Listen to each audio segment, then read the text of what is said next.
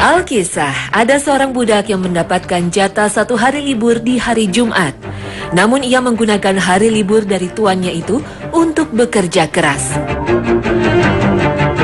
Sehingga suatu hari, hasil kerja kerasnya membuatnya mampu mengumpulkan uang untuk membebaskan dirinya. Dan ketika hendak membayar kemerdekaan dirinya, sang tuan berkata, "Ambil dan terimalah uang ini. Gunakanlah untuk modal kehidupanmu sebagai orang yang merdeka." Dan sang budak pun berkata, "Aku tidak tahu apakah kebebasanku ini anugerah atau musibah. Aku hanya berbaik sangka kepada Allah." Setelah merdeka, sang budak menikah dan dikaruniai anak laki-laki. Ketika anak laki-lakinya beranjak dewasa, si mantan budak berkata pada anaknya, "Wahai anakku, tiada yang lebih mulia dibandingkan syahid membela agama Allah. Oleh karenanya, marilah kita mempersiapkan diri untuk berjuang." Akhirnya bapak dan anak ini membeli sebuah kuda perang yang sangat gagah. Tetangga mereka terheran-heran bagaimana mungkin si mantan budak dan anaknya mampu membeli kuda sebaik itu. Si mantan budak itu lalu menjelaskan, kuda itu dibeli dengan uang tabungan hasil kerja keras seumur hidup. Dan para tetangga berkata, "Sungguh bodoh tetanggaku ini. Uang hasil jerih payah seumur hidup bukan untuk modal usaha, malah untuk membeli kuda." Dan si mantan budak berkata, "Aku tidak tahu kuda ini adalah anugerah atau musibah. Aku hanya berbaik sangka kepada Allah." Dan keesokan harinya, ternyata kuda gagah itu hilang. Tak ada di dalam kandangnya. Si mantan budak itu kembali berkata, "Aku tidak tahu hilangnya kuda ini adalah anugerah atau musibah. Aku hanya berbaik sangka kepada Allah." Setelah mengetahui kuda milik mereka hilang, si mantan budak dan anaknya kembali bekerja keras untuk kembali menabung agar bisa membeli kuda lagi. Namun 3 hari setelah kuda itu hilang, kandang milik mereka menjadi gaduh. Dan setelah mereka melihatnya, ternyata kuda mereka yang hilang telah kembali. Dan kali ini ada belasan kuda liar yang ikut bersamanya. Sehingga jika 3 hari yang lalu mereka kehilangan seekor kuda, kini kuda mereka telah kembali beserta kuda-kuda liar yang menjadi hak milik mereka. Dan kembali si mantan budak berkata, "Aku tidak tahu apakah kuda-kuda ini anugerah atau musibah. Aku hanya berbaik sangka kepada Allah."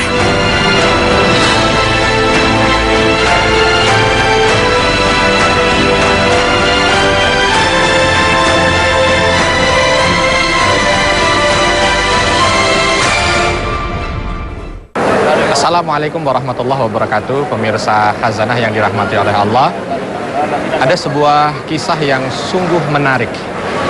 Alkisah disebutkan ada seorang raja yang ketika dia bertemu dengan rakyatnya dan rakyatnya mengadu kepadanya, dia mengatakan al-khair khairullah. Ketika ada kebaikan, maka kebaikan itu adalah dari Allah Subhanahu wa taala. Setiap bertemu dengan rakyatnya, dia mengucapkan hal yang sama. Baik itu rakyatnya mengadu dalam keadaan baik ataupun rakyatnya mengadu hal-hal yang membuat dia sedih, selalu jawabannya adalah semua kebaikan itu datangnya dari Allah. Lalu satu saat sang raja ini terluka tangannya sehingga tangannya ini buntung. Dia mengadu kepada menteri kesayangannya. Dan menteri kesayangannya ini menjawab seperti apa yang pernah dijawab raja ini ketika raja itu ada rakyat yang mengadu kepadanya. Menteri menjawab, "Wahai raja, kebaikan ini adalah kebaikan dari Allah. Alhamdulillah." Mendengar jawaban ini sang raja marah bukan kepalang karena merasa menterinya itu menghina dia. Seketika itu juga menterinya dipenjarakan. Singkat cerita, satu saat raja ini berburu ke tengah hutan karena memang hobi raja ini adalah berburu. Sampai di tengah hutan, ternyata di hutan itu ada sekelompok manusia yang menyembah roh. Kontan raja itu ditangkap dan para pasukannya ditangkap, ya. Dan ketika ditangkap ini, raja dan pasukannya ingin dijadikan sebagai tumbal oleh orang-orang yang menyembah roh tersebut, gitu ya. Dipilih satu persatu, ambil dari mereka yang lengkap-lengkap, yang sehat-sehat, maka persembahkan mereka untuk roh kita. Karena mereka punya adat itu mempersembahkan tubuh ya kepada roh-roh mereka, dimasak hidup-hidup. Akan tetapi subhanallah ketika sampai pada gilirannya memilih sang raja, dia lihat raja ini ada tangannya cacat. Seketika itu juga raja tidak diterima dan dibuang ya, begitu saja. Pergi. Nah, gitu. Subhanallah, betapa senangnya sang raja ketika dia tahu dirinya tidak jadi dipersembahkan kepada roh.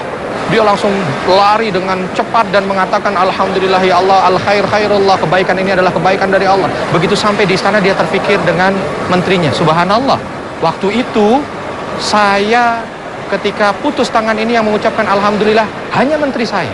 Ternyata dia benar. Maka dipanggil menteri itu. Ketika menteri itu dipanggil dan dikatakan subhanallah, detik ini saya baru tahu bahwa ini adalah kebaikan dari Allah ya. Maka menteri itu pun mengucapkan alhamdulillah, al khairu khairullah. Segala puji hanya bagi Allah, kebaikan itu adalah kebaikan dari Allah. Lalu raja ini bertanya, ketika saya masukkan kamu ke dalam penjara, kamu juga mengucapkan alhamdulillah. Kenapa? Sang menteri ini dengan senyuman mengatakan, kalau seandainya saya kala itu tidak engkau masukkan ke dalam penjara, maka niscaya saya akan bersama dengan pasukanmu. Dan ketika saya bersama dengan pasukanmu, maka niscaya saat ini saya sudah terbunuh bersama dengan pasukan-pasukanmu untuk dipersembahkan kepada roh tersebut. Subhanallah. Alhamdulillah. Al khairu khairullah. Betapa pentingnya kita untuk selalu berbaik sangka kepada Allah, zat yang menciptakan kita. Bahkan dalam surah Al-Baqarah Allah Subhanahu wa taala tegaskan, asa an tuhibbu syai'an wa huwa syarrul lakum wa asa an takrahu syai'an wa huwa khairul lakum. Wallahu ya'lamu wa antum la ta'lamun. Allah Subhanahu wa taala tegaskan bahwa kamu tidak tahu, akan tetapi Allah Maha tahu. Mari kita mencoba untuk senantiasa berbaik sangka kepada Allah dan berbaik sangka kepada sesama, karena baik sangka kita kepada Allah dan kepada sesama akan menghasilkan sesuatu yang sangat baik untuk kita dunia dan akhirat. Manusia memiliki sifat mencintai kemudahan dan cenderung mengeluh saat mendapatkan kesulitan. Namun bukankah semua yang terjadi di dunia adalah atas kehendak Allah? Tiada suatu bencana pun yang menimpa di bumi dan tidak pula pada dirimu sendiri, melainkan telah tertulis dalam kitab Lauhul Mahfuz sebelum kami menciptakannya. Sesungguhnya yang demikian itu adalah mudah bagi Allah. Kami jelaskan yang demikian itu supaya kamu jangan berduka cita terhadap apa yang luput dari kamu, dan supaya kamu jangan terlalu gembira terhadap apa yang diberikannya kepadamu. Dan Allah tidak menyukai setiap orang yang sombong lagi membanggakan diri. Al-Quran Surah Al-Hadid ayat ke-22 hingga 23. Surah ini merupakan penjelasan dari Allah kepada hambanya bahwa tiada satupun kejadian melainkan telah tertulis dalam Lauhul Mahfuz. Seorang mukmin harusnya tidak larut dalam kesedihan saat tertimpa musibah dan tidak gembira berlebihan ketika mendapatkan kesenangan. Mengapa Allah melarang untuk gembira dan sedih secara berlebihan? Boleh jadi kamu membenci sesuatu padahal ia amat baik bagimu. Dan boleh jadi kamu menyukai sesuatu padahal ia amat buruk bagimu. Allah mengetahui sedang kamu tidak mengetahui. Al-Quran Surah Al-Baqarah ayat ke-216. Surah ini menjelaskan kelemahan nalar manusia. Keterbatasan akal dan pikiran manusia membuat mereka tak mampu menemukan kebaikan hakiki. Manusia menilai sesuatu itu baik atau buruk semata dari panca inderanya saja. Namun Allah Maha mengetahui. Manusia yang penuh keterbatasan dan kelemahan hanya memiliki sebuah prasangka baik kepada seluruh takdir Allah. Berprasangka baik terlebih kepada Allah menjadi sunnah Rasulullah Shallallahu Alaihi Wasallam. Janganlah salah seorang kalian meninggal dunia melainkan ia berbaik sangka kepada Allah. Hadis riwayat Muslim. Kisah si budak adalah contoh sempurna akan arti kerja keras dan bertawakal atas segala takdir Allah. Prasangka baik sejatinya menyempurnakan rencana dan rancangannya. Karena prasangka baik akan mendatangkan kebaikan dari Allah. Sebagaimana hadis Rasulullah Sallallahu Alaihi Wasallam dalam riwayat Muslim. Aku akan berbuat menuruti prasangkaan hambaku kepadaku. Ibnu Utsaimin mengatakan, Maksudnya hadis ini adalah Allah akan berbuat mengikuti prasangkaan para hambanya terhadap dirinya. Apabila seorang manusia berprasangka baik, maka Allah akan melakukannya. Dan jika manusia berprasangka buruk, maka dia juga akan melakukannya sesuai prasangka buruknya itu. Seorang muslim yang berbaik sangka kepada Allah harus menyangka baik kepadanya dengan meyakini bahwa dia akan menjawab seruannya, mengabulkan doa-doanya, mengampuni dosa-dosanya, memaafkan kesalahan-kesalahannya, dan menunaikan janji-janjinya. Serta apa saja yang sesuai dengan keagungan dan kemuliaannya yang menjadi konsekuensi dari nama-namanya yang indah dan sifat-sifatnya yang sempurna. Demikian juga ia harus benar-benar melakukan amalan-amalan soleh dengan keyakinan baik di dalam hatinya bahwa Allah akan menerimanya. Seorang muslim juga harus berusaha untuk meninggalkan perbuatan-perbuatan maksiat. Kapankah seorang hamba itu benar-benar berbaik sangka kepada Allah? Jika ia melakukan amalan-amalan yang akan mendatangkan kemuliaan Allah dan rahmat-Nya.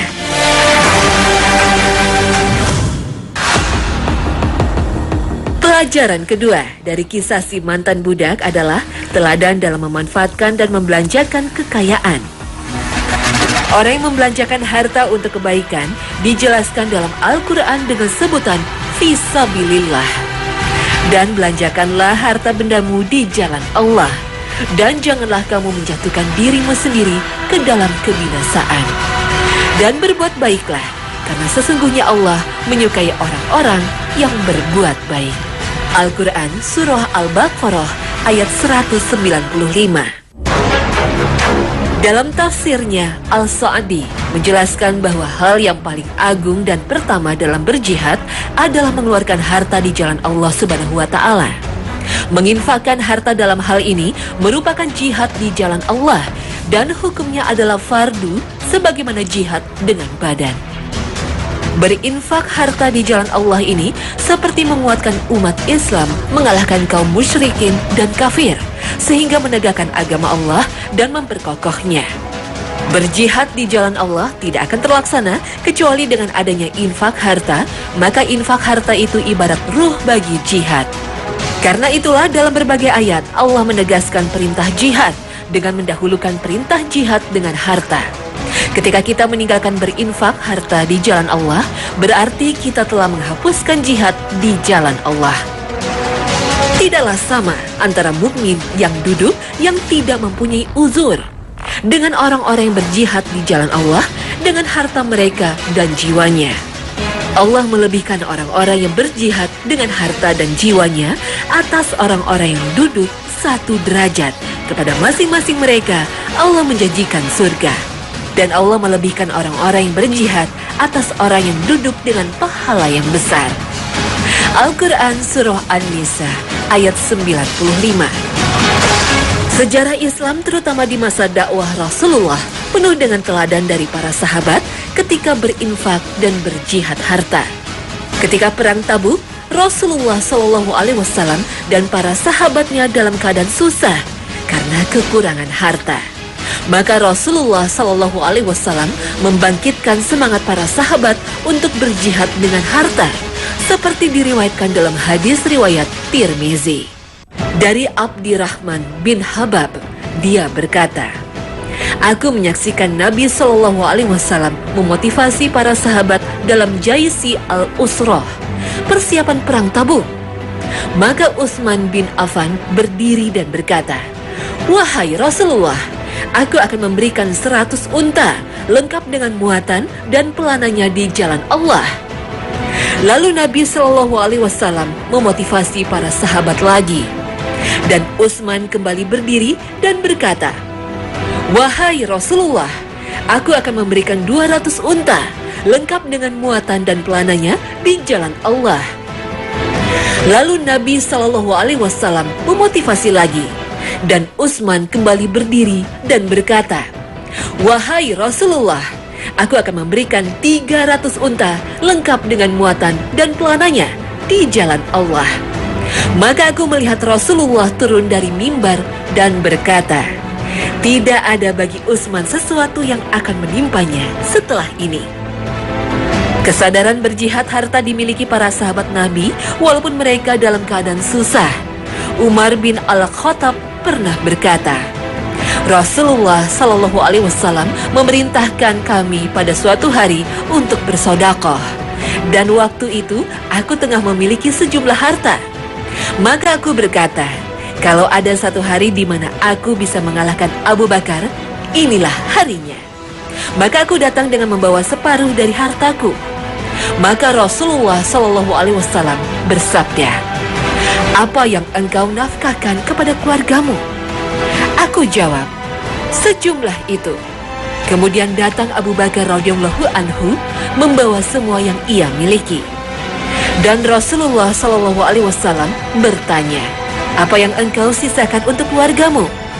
Abu Bakar menjawab, aku tinggalkan untuk mereka Allah dan Rasulnya. Umar pun berkata, tidak akan pernah aku mengalahkan Abu Bakar selama-lamanya. Hadis riwayat Abu Daud. Lain lagi dengan Abdurrahman bin Auf.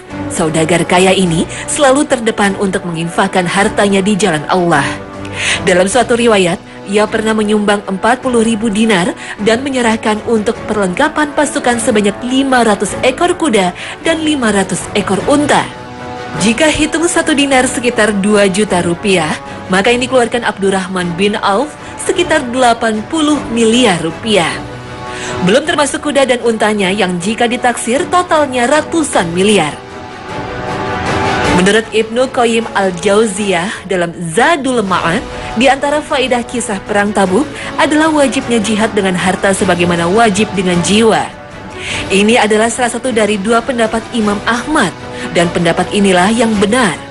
Karena perintah berjihad dengan harta selalu bergandengan dengan perintah berjihad dengan jiwa. Bahkan perintah berjihad dengan harta selalu didahulukan kecuali pada satu ayat. Kisah si mantan budak harusnya menginspirasi bahwa jihad harta tak hanya milik kaum kaya. Mukmin yang miskin juga berhak meraih keutamaan sebagai mujahid harta. Maka bersedekah di jalan Allah tak lagi melekat saat sudah kaya atau sudah mapan. Berani membelanjakan harta di jalan Allah menjadi bukti kesempurnaan prasangka baik kepada Allah. Karena jihad harta selalu berlandaskan keyakinan tiada berkurang harta orang yang bersedekah dan mendapatkan jaminan limpahan rezeki dari Allah. Aisyah binti Abdillah berbicara kepada suaminya, Talhah ibnu Abdillah ibnu Auf. Demi Allah, hai suamiku, tidak ada orang-orang yang lebih buruk perilakunya dibandingkan sahabat-sahabatmu. Talhah terkejut dengan perkataan istrinya. Lalu ia bertanya, apa yang kau maksud dengan perilaku buruk dari sahabat-sahabatku, istriku? Lalu Aisyah binti Abdillah kembali berkata, sifat buruk mereka jelas. Jika engkau dalam keadaan gembira, mereka datang dan berkunjung ke rumahmu. Sedangkan jika engkau dalam keadaan susah, tak satu pun di antara mereka yang datang menjengukmu. Lalu Talhah menjelaskan kepada istrinya, sesungguhnya tidak seperti itu, wahai sayangku. Sahabatku tidak berkunjung ke rumah karena mereka tahu bahwa aku tak mempunyai kemampuan untuk menjamu tamu. Sehingga mereka tidak datang kemari. Mereka tak mau menyusahkan dan lagi menjamu dan memuliakan tamu menjadi kewajiban seorang muslim. Sahabatku tak mau aku melalaikan kewajibanku karena ketidakmampuan menjamu tamu. Kisah Talhah ibnu Abdillah dengan istrinya menjelaskan keutamaan berbaik sangka terhadap sesama muslim. Prasangka baik sejatinya tak hanya kepada Allah, namun juga kepada saudara seiman dan seakidah. Dan hal ini tersurat dalam surah Al-Hujurat ayat ke-12.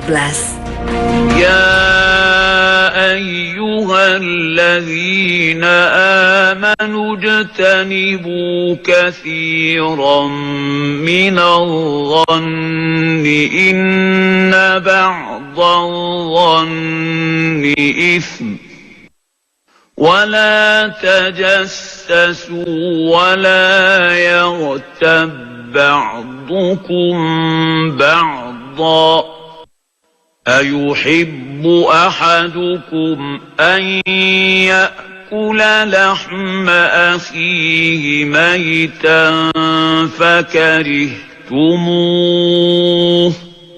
واتقوا الله إن الله تواب رحيم.